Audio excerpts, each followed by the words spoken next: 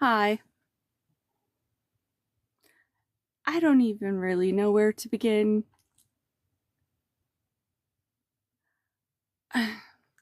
It's hard to be a ray of sunshine and all glittery and light when the world continues to kick you. So, I have been on medical disability, what will be 2 years in this July. I didn't choose that. That was out of an absolute hitting a wall, mentally, physically, emotionally, unable to function. After my employer, who I was hired as a remote worker where I worked from home, the employer decided that everyone was to come to the office. That was not possible for me.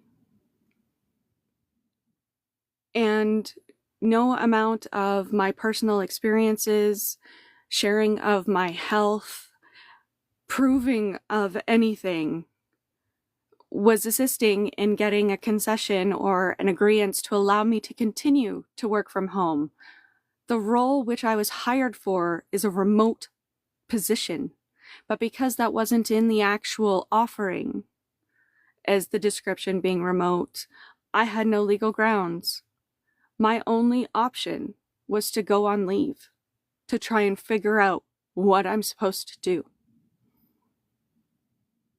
At the same time, my daughter, who was 14 at the time, was absolutely struggling with bullying and the stresses of having learning disabilities in regular schooling, where she was not getting the supports that she was legally required to have. So I was her advocate. And I had to pull her from school. She became suicidal. And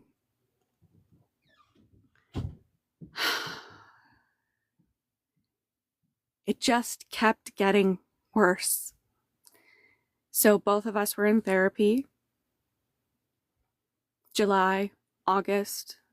By September, my spouse, who was supposed to be supportive, but never has been, and I chalked it up to his own medical traumas as a child, because that's what he had told me, that his brother almost dying a gazillion times and having cancer made it impossible for him to be there in the medical situations that I needed support for.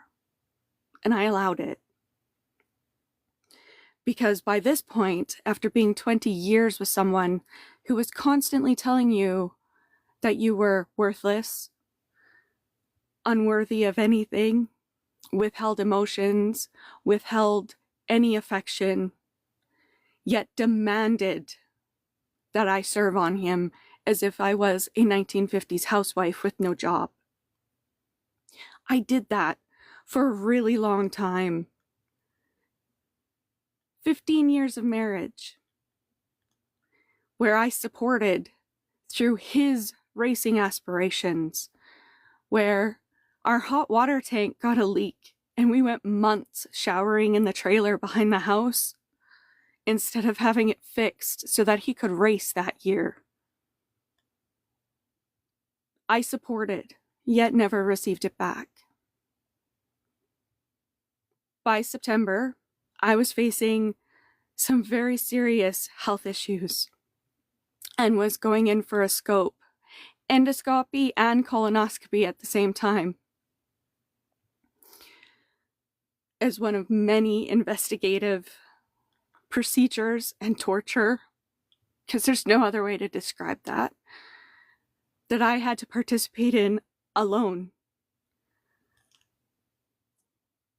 So because I was not working and I was at home on medical leave, sick, very unwell, emotionally, mentally, physically, he would call home daily. What are you doing? What should you be doing? 2 days in a row, the first day, you need, your only reason for existing is to deal with the business insurance and da da da da da. for a business that he decided to open that I had to do everything for. I set it up. I did all the things, yet he didn't want to have me as any part of it, not named or anything. But I had to be in order to set it up, deal with the taxes, deal with the accounting, do it all. All he did was go to work as a subcontractor. It wasn't even a real business. It was just for him to pocket more money. But it became my sole responsibility.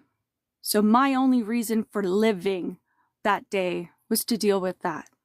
The next day, the phone call to check in was my only reason for living was to deal with our insurance, our personal insurance. So 2 days in a row, he's attacking me verbally. Somebody who is in therapy, me, diagnosed with CPTSD, complex post-traumatic stress disorder, from a lifetime of abuses, where I was finally able to get knowledge and information and the courage to actually stand up for myself. So I said, "You can't speak to me like that. That's unacceptable. That is not supportive. That is not okay." But the second you do that to a narcissist, which is what he is, automatically you become punished. 2 solid weeks, he did not speak a word to me. Yet I was still expected to get up every morning before 5 a.m. to make coffee and hand it to him as he's going out the door. For years, I did that. And make his lunch. Even though I'm sick at home, insomnia, not sleeping, unable to eat. Facing a procedure that I would need supportive care for. Knowing that he wasn't speaking to me, I made arrangements with my parents so that me, my daughter, and my dogs had a place to go so that they would be looked after, because I wouldn't be capable while I was preparing for this scope, both ends, and then the afterwards. After 2 weeks of him not speaking to me, I said, Caitlin and I, my daughter, our daughter, are gonna go spend the night at my parents' house because they were out of town. And I just could not bear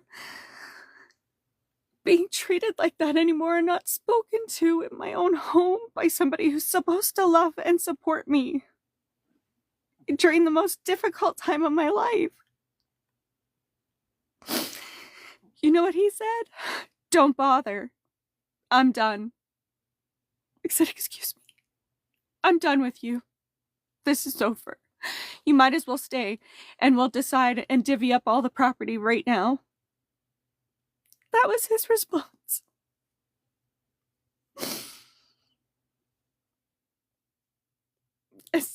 I said, "Fine, we're done." Because that wasn't the first time he'd ever threatened it. I've never once said it. Because you don't do that to somebody you're committed to. You can't take that back. And after years of the threat, I finally took him up on it. Fine.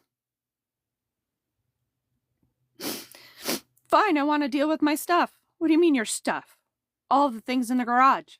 That's all mine? Excuse me? No. Half of everything is mine also. And I will not let you railroad me while I am under mental crisis and physical crisis. Not happening. So then, I set myself up on the couch to sleep. And you know what he said? "You might as well just come to bed. We can be adults." Fuck you.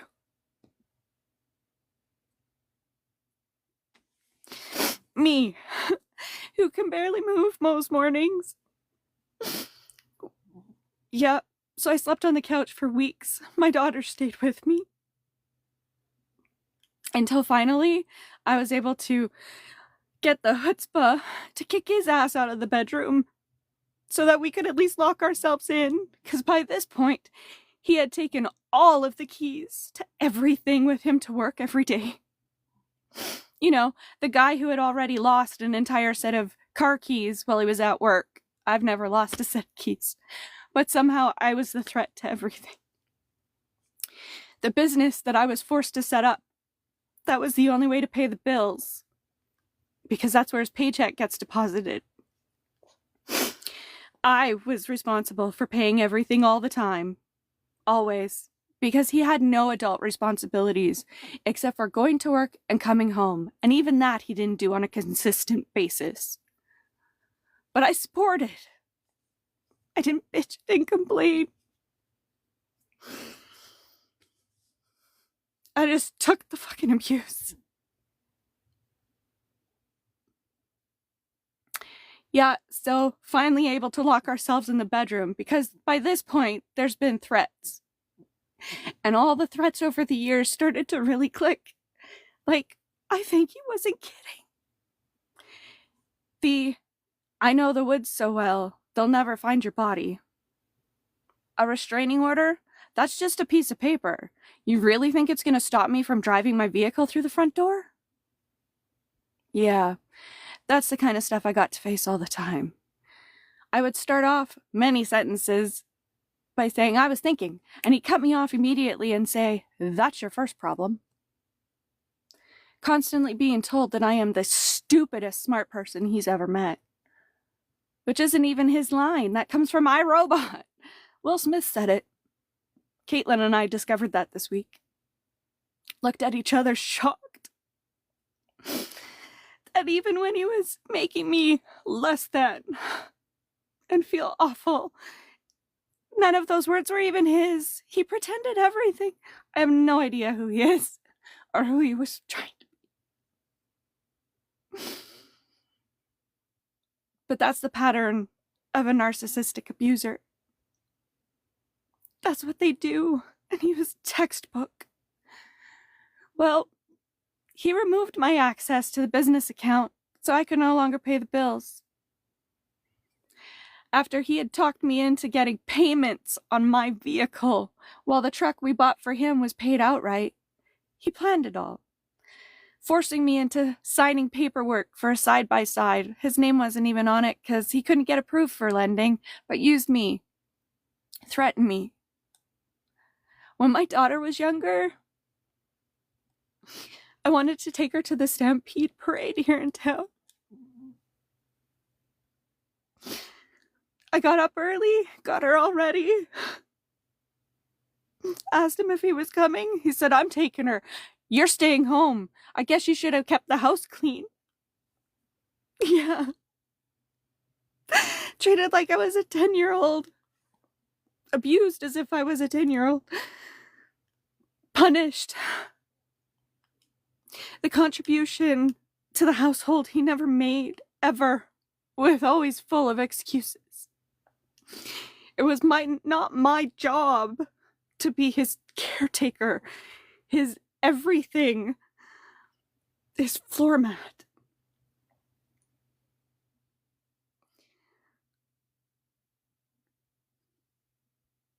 Some days I was so unwell, I couldn't get off the bathroom floor, and he'd call me a horrible excuse for a mom. Ask me, what the fuck is wrong with you?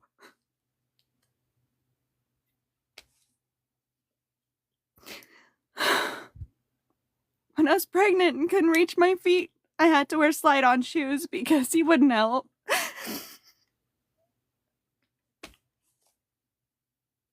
When I was in labor, he said, thank Christ you don't sound like that bitch down the hall, because I'd be out of here so fucking fast. Well, he sat in the corner, doing nothing.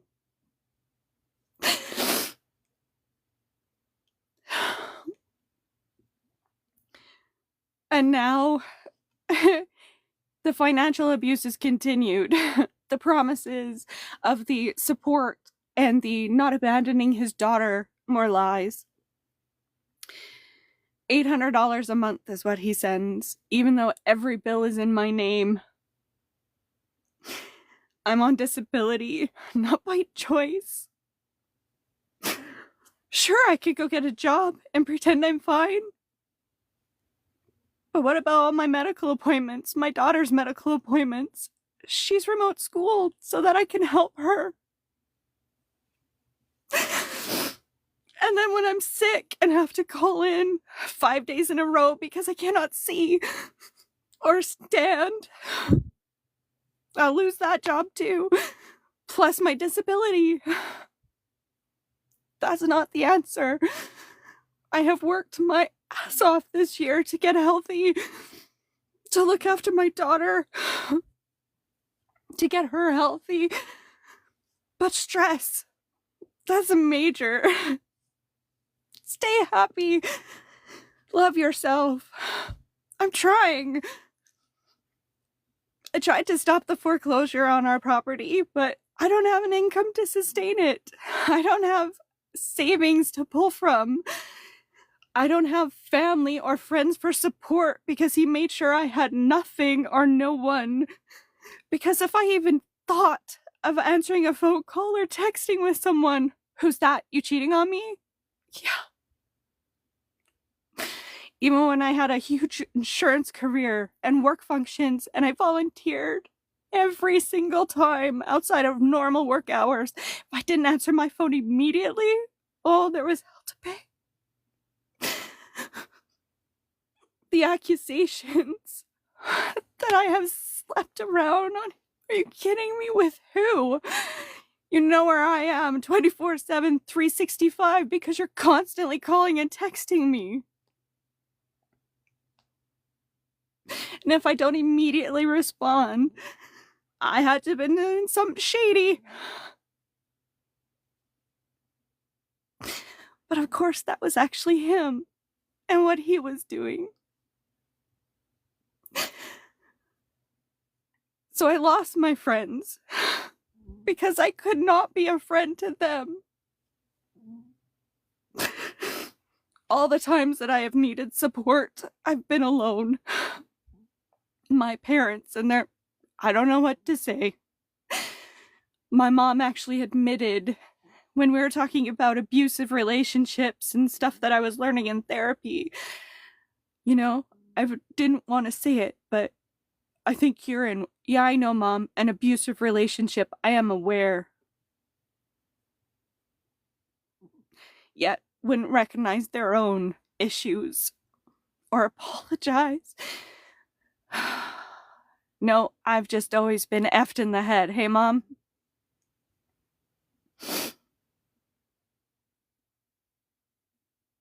I don't qualify for legal aid.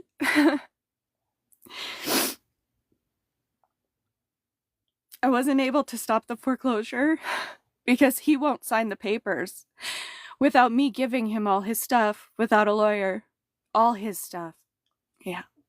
That was always been the not doing anything unless he benefits. Always. I wish I would have left a long time ago.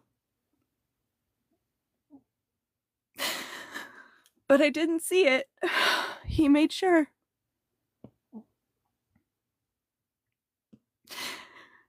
So our house is going to be foreclosed on, and my daughter and I have no place to go.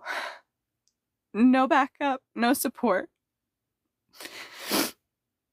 And everyone's, oh, that sounds horrible. I'm so sorry. But there's no help. I've been saying this for a year.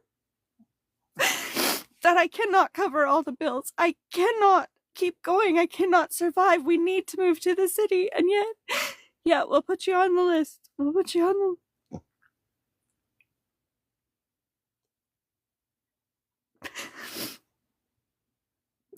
There is no supports to help you. And you're just one illness away from being in my spot. It doesn't take much. One accident.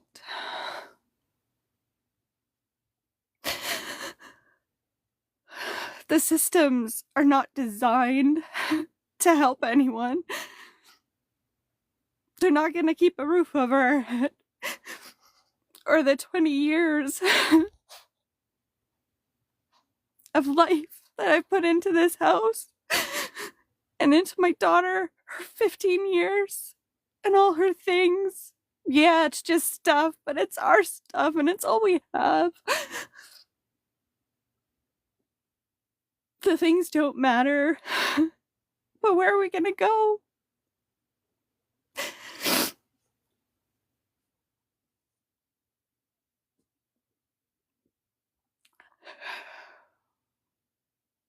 I didn't do anything wrong.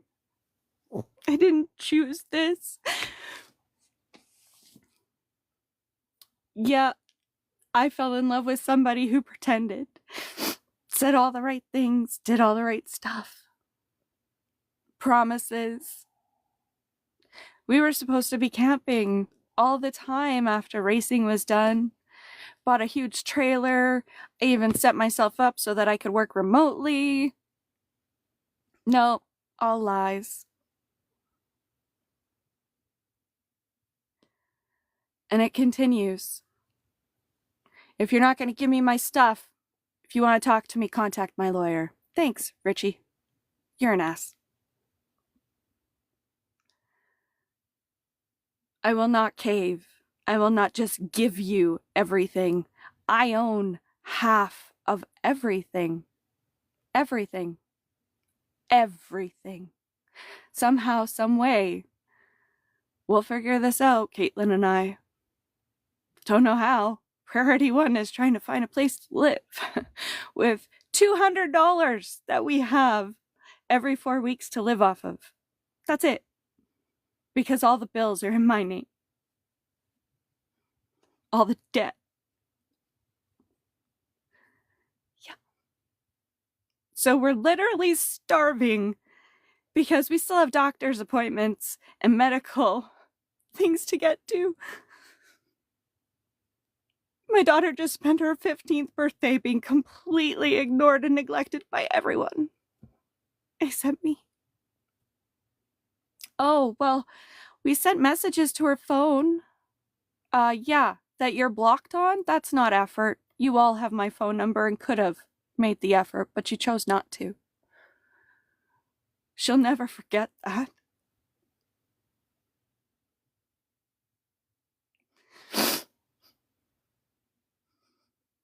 But even just the physicality of trying to move.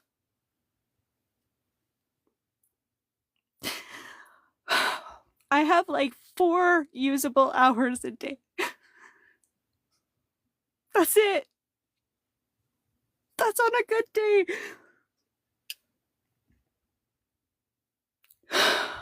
But somehow I'm supposed to figure this all out and deal with it all on my own as usual.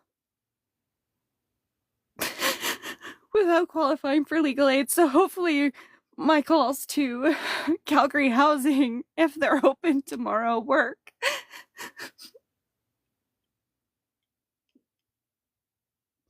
My daughter said, "It's okay if I have to leave everything, Mom, as long as we're together." She shouldn't have to. Why? Because we're sick? We don't deserve to exist? To live? Who am I hurting? I have done nothing but support people my entire life and make myself less to fit into everyone else's agendas and stories.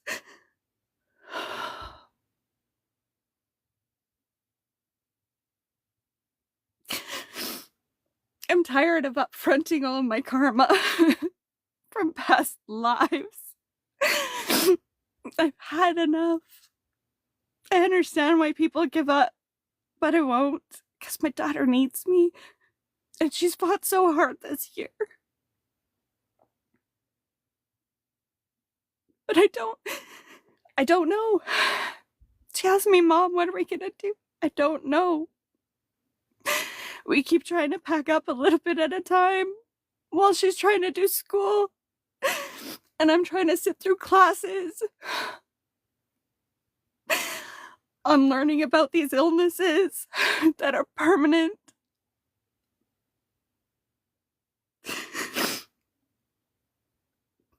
attending every medical appointment by myself.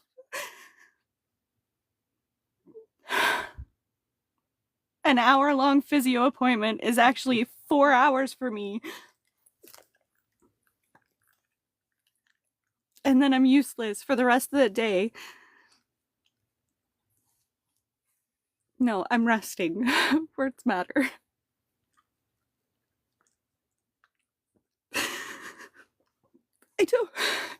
I don't know what to do. I've asked for help. I've spoken to social workers. We can get you winter coats out of the back room. And here's a $50 Walmart gift card, but that's a one-time thing. Do you know how much groceries is $50? And it's not good for you. And both of our illnesses are the same and depend heavily on what we eat and how much stress we're under.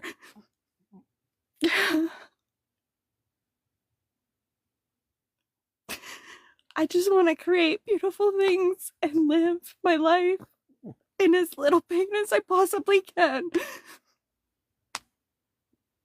I shouldn't have to beg for that and still get nothing.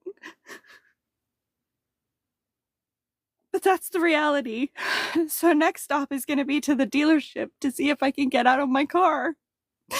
The one thing that's given me security again to drive. The vehicle we rely on.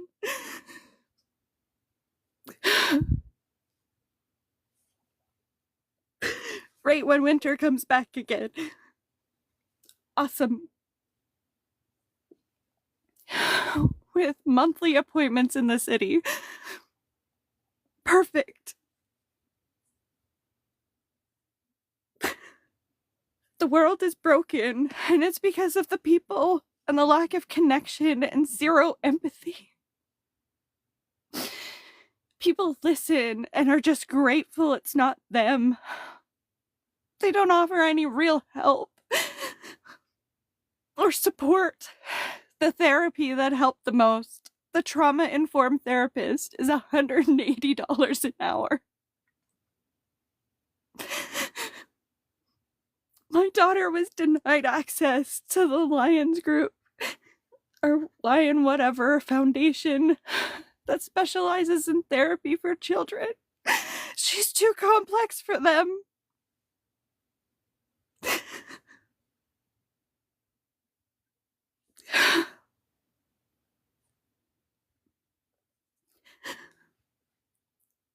Going to the food bank, 3/4 of the things there we can't eat. Surviving off of Cheerios for me. And she's still eating chicken fingers, thankfully. But it's starting to give her the ick.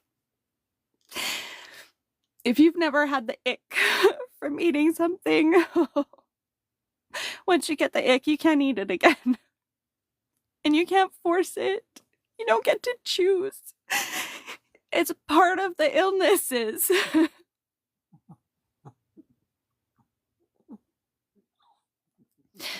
Finally get to a point where her system is calmed down enough where she can start reintroducing some of the foods that were causing anaphylactic shock.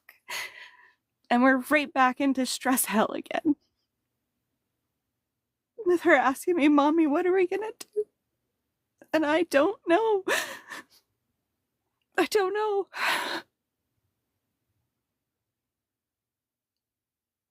So not until you're literally homeless and have nothing will you get supports.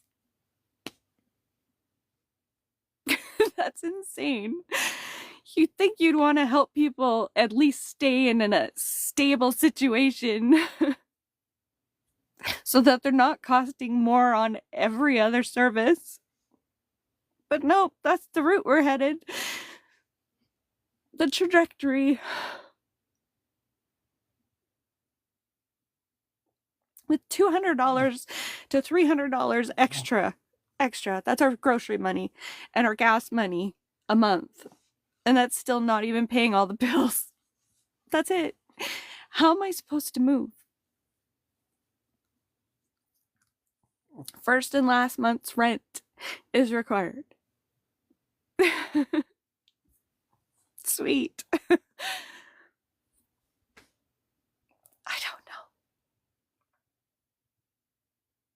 When you are moving around in your day, working, remember that there's people on the other end, humans with lives.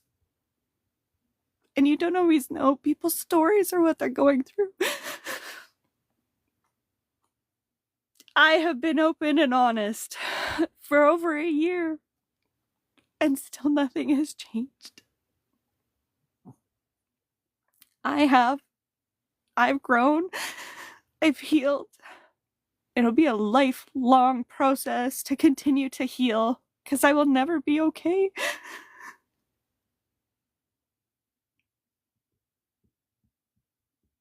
My daughter's gonna be in pain every day for the rest of her life. And we can't afford the therapies to keep her in a stable place.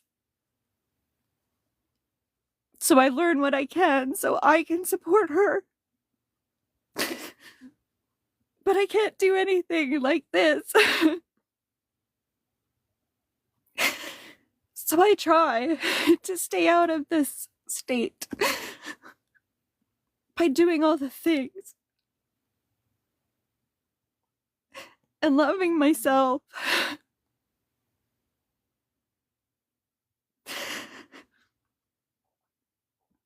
But knowing and understanding the why or the how doesn't help, doesn't change my situation any.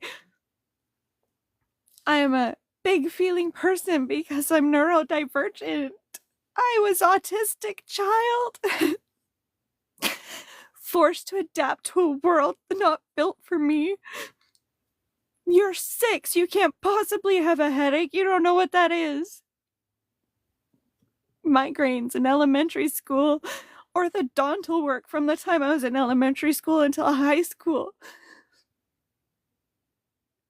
Speech therapy. I remember it all. Nothing has faded. I remember daycare and being forced to eat the fucking vegetables out of the vegetable soup because I wasn't allowed to have a nap until I did. The child who couldn't stay awake. I've never been lazy. I have a neurological condition that requires additional sleep in order to function. But no, none of that matters, because be normal and fit in with the normies or suffer the consequences of losing everything. How is that okay? It's not. It's abusive. Just stack it on there.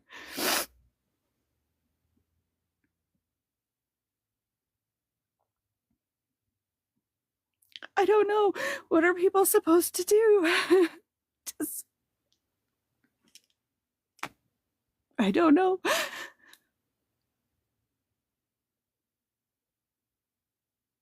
The world's broken, and I'm just a pawn.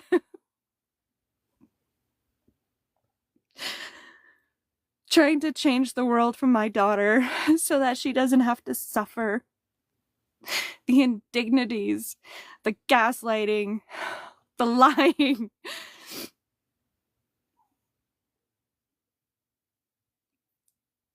And it feels like I've just made it worse.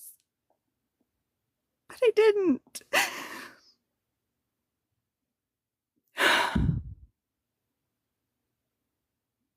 I don't know. But try stepping out of your orbits. We all have our own I'm the center of the universe complex, because that's what makes us us. But your perspective needs to grow, needs to change. The systems need to change. Why do we pay for the basics, the necessities of life? Exorbitant amounts, ridiculous amounts. And I did not hide the situation from the mortgage company, from the banks, from any of them. Yes, we understand. Absolutely, we get it. Lies. They didn't care past their paycheck. Nobody did anything. Nobody noted anything. Nobody offered solutions or help or assistance before it got to this point. Nothing. And it's not because I wasn't looking or trying or helping or asking.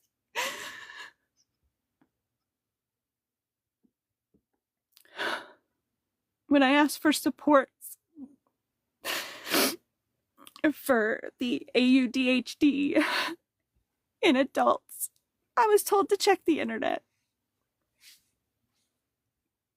Find a therapist.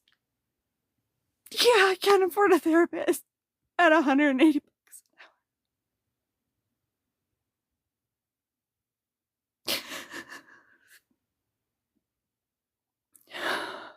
The surgery I need so that I have a better quality of life, to fix the hole in my diaphragm. Hiatal hernia was denied.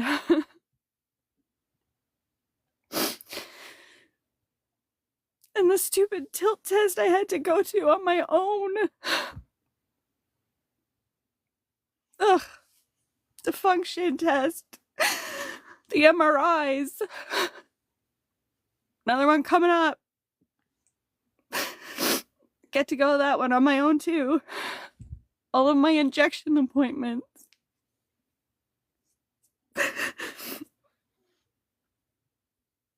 The bare minimum I'm able to do to try and keep the 4 hours of decent movement I have. What happens when I can't get there? What happens when my benefits are gone? Because he uses those constantly, yet didn't pay for them. I have a bill for that too that I can't pay.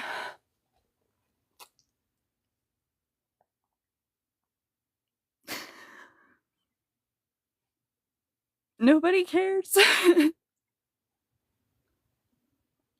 Because they don't.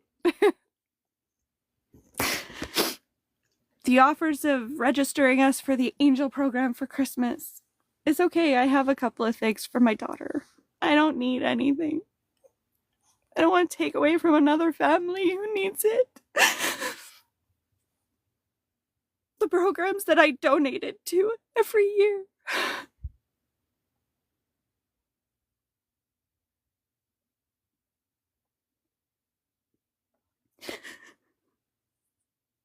If you have supports in your life, thank them.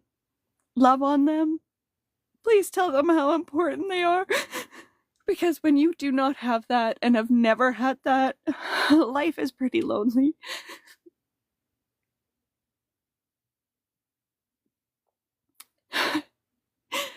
Used to love Christmas. This is one of the worst. Merry Christmas. You and your daughter just don't matter. That's what that feels like. Because it's kind of our reality. Hug your loved ones.